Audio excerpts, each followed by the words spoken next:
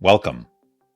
I hope you are outstanding today and very tulis on this Monday, June 29th, 2026.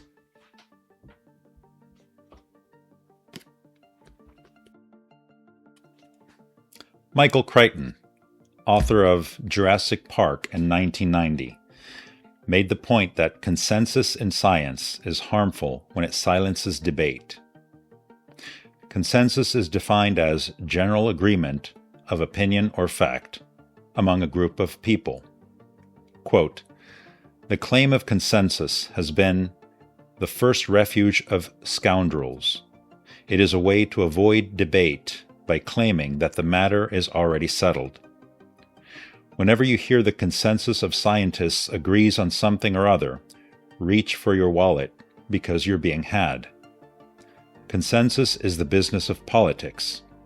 In science, consensus is irrelevant. What is relevant is reproducible results. The greatest scientists in history are great precisely because they broke with the consensus." End quote. Adapted from a post. An abusive family system organizes around the abusers by enabling, normalizing, and minimizing the abuse.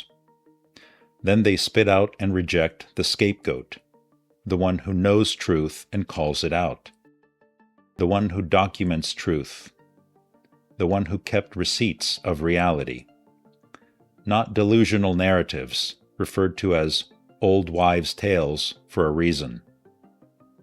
The scapegoat, or black sheep, who is better thought of as the chosen one, leaves the system, carrying the darkness the others will not.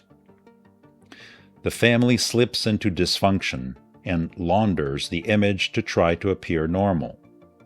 "See, we are good. It was that person who was the problem." But such a family system is not free. Its dysfunction, fueled by envy and greed, aims to protect lies and keeps asking future generations to do the same. Our task is to recognize it, describe it as the Shakespearean drama that it is, rise above it, and lead our children to live in reality. Reflecting light. 1. To forgive and forget works well for minor offenses, where trust can be restored. For serious harms, it is best to forgive but do not forget. To release the emotional grip and desire for revenge, but remember the lesson for self-protection and boundaries. Forgiveness in general is healthy. Forgetting is optional and context-dependent. For serious and real harms, rather than fabricated ones, forgetting trains you to be naive and accept all kinds of betrayal. Forgiveness demands that you not forget real events, not falsehoods, and in their context. Because without acknowledgement, blissful ignorance invites further betrayal. To avoid conflict is a poison that will drain your energy. Putting it more lightly would be a disservice to you. 2. To love and care for someone, such as one's children, it is best to exercise our freedom to have long-form talks, where both are able and willing to be honest, to listen, and learn from each other. To live in truth and reality, better sooner than later. To talk in person, documented on camera, safe, honest, transparent. We have the technology. Free from coercion, bullying, intimidation, or delusion. Free from miscommunication, manipulation, or being hostage to someone else's agenda. To deny that right is a crime, often perpetrated by a devouring mother's controlling, tyrannical regime. Sooner than later, you get to own your life. 3. Patience is one of the highest spiritual capacities a person can develop.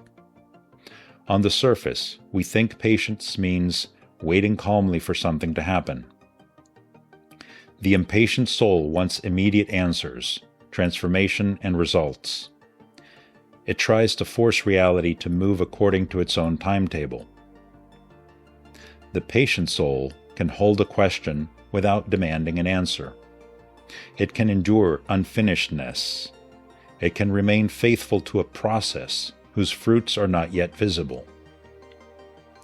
This becomes important as we better understand karma.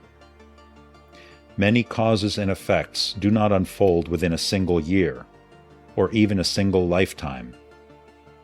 Patience is the inner strength that allows us to bear this long arc without falling into despair or resignation.